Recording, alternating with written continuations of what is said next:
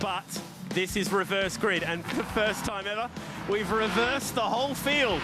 Now, the funny thing about this was, as we check out the grid with Wilson and Barker along the side the front row with Kiss and Dontis in behind them, Zazic, Spratt, row 3, and then the big names, they were talking about, are we going to go full reverse? And then they decided not to do it. We'll just go back to doing the pill draw, and then they pulled number 15 out of the draw. So it ended up being a full reverse grid race. So it puts Kim Jane back in front of Mason Barbera because of that, which is the other interesting thing. And Kim Jane, back there alongside him on row 5, is actually put in an appeal or a protest for that contact that was made and had it overturned. So it's all been going on since the first race. I like a bit of controversy, but this is a full reverse grid race. Steve Wilson, Leighton Barker front row. A bit of an update, that was meant to be a front row start for Paul Luke Spalding, but unfortunately he's had to pull out of the rest of the day's racing. He's very much under the weather. We were talking at Clipsal how he's undergoing radiation therapy for cancer, so it sucks, man, that you're not out here for the beginning of this race, but that's really, really unfortunate because he would have had a front row start. It puts car 33 in the front row, which is Steve Wilson in the Wilto car, and Leighton Barker. I got a feeling this is going to get a little bit crazy. 14 laps, and the fastest guys are literally off the back. I'm not talking like reverse top 10 or anything. I mean, they are last.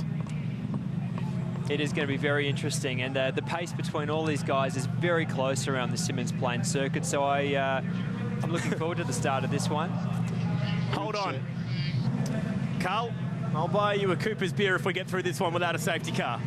Red lights are on. It's a deal. I don't like your chances, though. We're off. Oh, Wilson misses the start badly. Kiss did a really good job missing him. He'll be pretty upset with himself at the end of that race. He's just gone from pole position right back to what looks to be 11th or 12th place at the moment. And they're going to be beating him up further still because he's got the real big names now to deal with. Down towards turn 4 we go.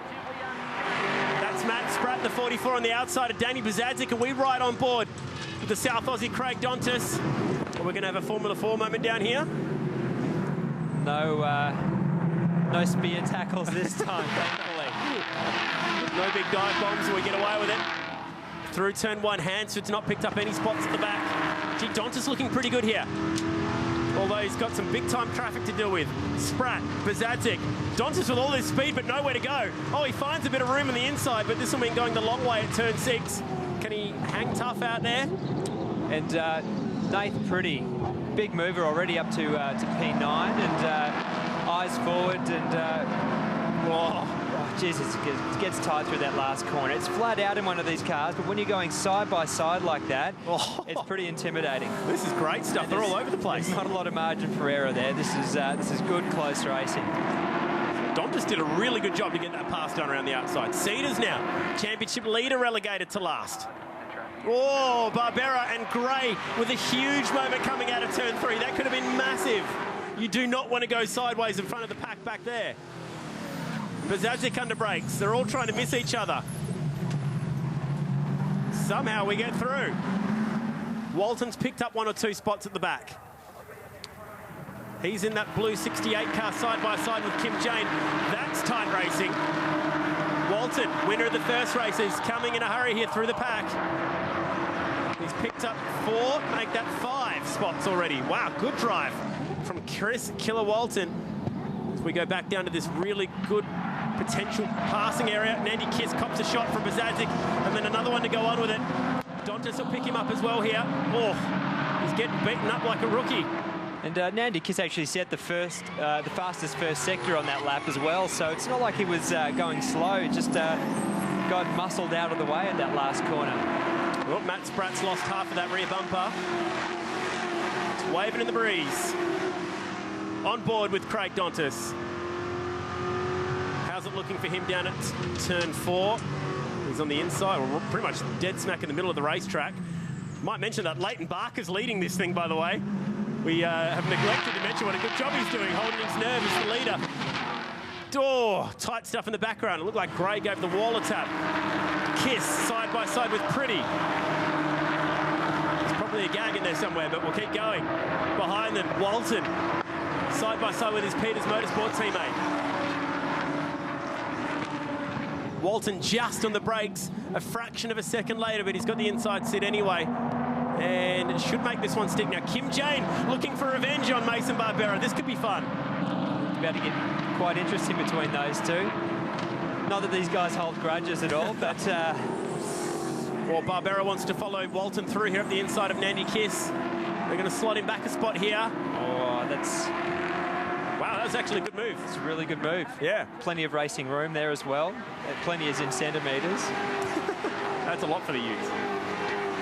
Frantic stuff. Kim Jane going backwards down there. He was getting passed by a few guys as Dontas moves to the high side. Oh, he's side by side with Bazadzik. Bazadzik gives him room to move up top. Jane in behind Nandy Kiss, who's really going backwards. That thing's in reverse. Troy Dontas. Oh, the teammates. Well, not so much teammates as identical twins going side by side now. No love lost there. Got it done pretty easily on the inside. How often do you see identical twins racing each other for second on the racetrack? And that puts Craig Dontas to second, ahead of Troy, his brother, and third, Pretty on the outside of Spratt. Now, Leighton Barker has a half-second lead and one of the most experienced Ute drivers chasing him. Oof, I don't like his chances. He's going to have to really fight here to win this one. He's got Dontas all over the back of him. Dontas has got a great run out of turn 2 and lining up Barker at the moment down into the hairpin, but quite defensive there. A bit early to be defensive. 10 laps remaining at the moment, but he might be able to get it done around the outside here. That's the beauty about this hairpin, the banking, and it looks like he's got it done. Uh-oh, Matt Spratt. Oh, that is... yes. Copped a decent shot from a couple. He'll get that going again. I don't know how much... No, Mate, I think I owe you... it's coming, isn't it? I think I owe you a Cooper's beer. He's stuck up there big time. Oh, no, don't go. Oh, he's got go. He's got it going. Oh, that looks nasty. Either way, it's a trip back to the pit lane for him. Oh, and Walton's damage is bigger than I thought. That's huge. He was picking through the field. That's a nasty piece of damage to the front end of the killer's car. And that's going to have championship ramifications potentially. Surely that's at least hurt the radiator. Let's unwind. Now, where did this one start? Oh, he moved over on Nathan Pretty. He didn't know he wasn't clear of Pretty and went flying across the racetrack and got Walton. So you watch this. Pretty was already on the outside of him. And the young Kiwi, in only his second ever year of racing, got speared hard on his way out. By the way, great move for the lead from Dontas around the outside, but watch the background. Oh, that was a huge hit. Walton just sort of the innocent victim there, got caught up in it. I think Gary Baxter's going to be a little bit busy up there as the in charge of driving standards. Fair bit of damage done to that car. I don't think he'll be back out there for the rest of this race. Two cars that made ultimate contact were actually teammates with one another. Walton, in typical style, is still driving the absolute tailgate off that car. So much so he's putting pressure on everyone around him. Bazadzik getting picked up by Pretty. And also Barbera, who's picking through this field nicely. Good old-fashioned Ute racing. You've got to love a reverse grid race. It's turning up the heat here in Tasmania. It just goes to show how competitive this field has come over the last few years. Note the cars have gotten faster, but also you've got guys like Dave Cedars, you've got Kim Jane, Ryan Hansford, all back there. They haven't been able to progress through the grid that quickly. Troy Dontas with a little bit of a lock-up. Nathan Pretty pouring the pressure on. How's Walton's form? With a broken nose, he's just running the high line as he picks up Jeremy Gray. Are you kidding me? It's like he's playing a video game with damage turned off. He's just cruising around like it doesn't even mean a thing. This is brilliant. Here he's picking up another one. And he's carrying 20 kilos of ballast as well for his championship position. 20 kilos of ballast, the aerodynamics of the car are all skewed, and he's still managing to pick up places left, right and centre. So he's not quite rounded up Danny Bazadzik, who's doing a great job out there at the moment. He's been picking them off one by one himself. Oops. Big moment here. Troy Dontas with a big block up. And that's going to back those guys up a little bit here. Barker hanging on to second, but Nathan Pretty's right with him.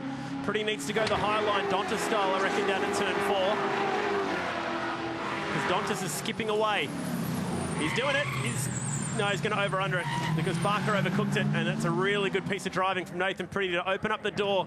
But Dontas has got Bazadzik. It's all behind him. You can feel the tension building in that little group back there. This is exciting. The best thing is it doesn't set the grid for race 3. There's a separate qualifying session for tomorrow's race, so they can just have at it. Walton's got around Bazadzik. Doing a really good job. Despite the damage, surely the temps be creeping up.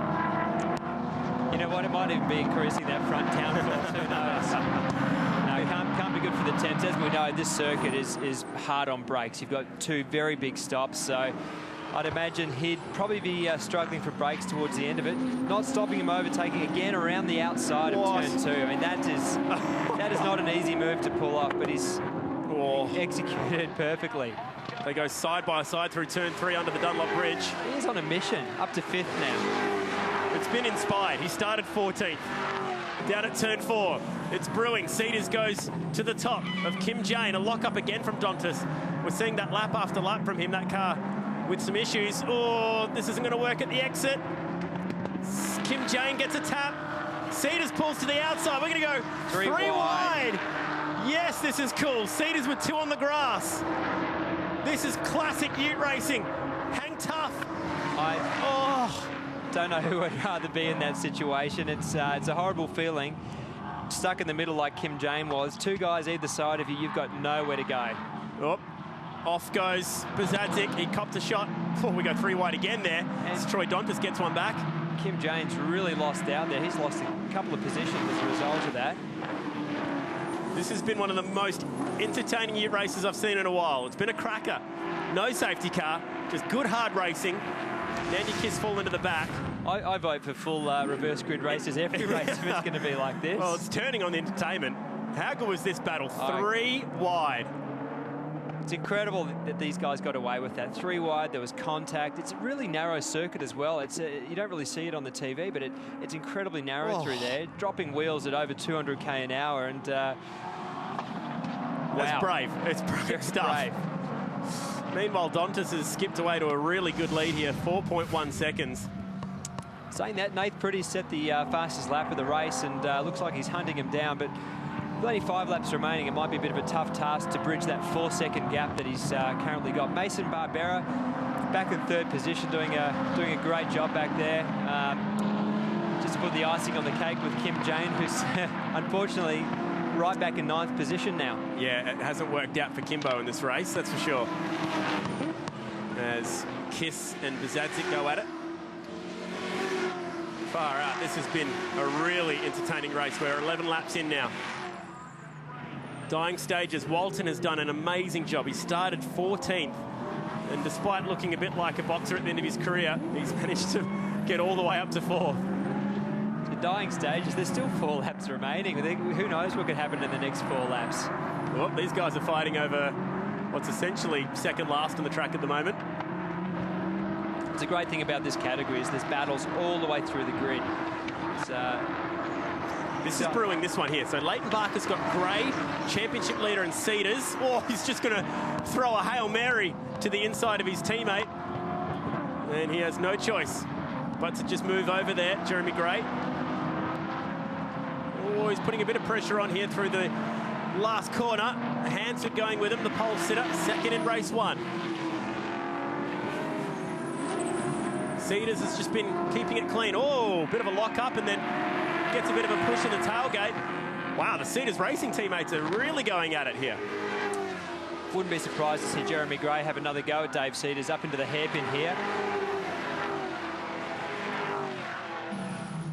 Turn 4, Barker sits to the inside. Not quite close enough. The great thing about that hairpin, you can take the wide line or the high line and you still get away with it, and that might just be the safety car. It's pretty late in the race. I reckon local yellows will get away with that one because it's dying stages. How's the open face helmet on Leighton Barker's car? That's cool. Bit of old school action right there. Old school. It's a bit of an old school theme this weekend with the HQs coming back. As the Mango Credit Ute picks up another one, he's moved now to 5th. That's been a clean drive from Cedars, who started 11th. So this is what happened down at turn 4. They're all racing each other for position, and then Troy Dontas arrives on the scene. Tried to get it turned before the gravel. We've seen a few guys do that this weekend and just fall short. It's so deep, that gravel. The best thing you can do, be patient, grab reverse, back it up, and press on. And unfortunately for Troy, that's ended his race.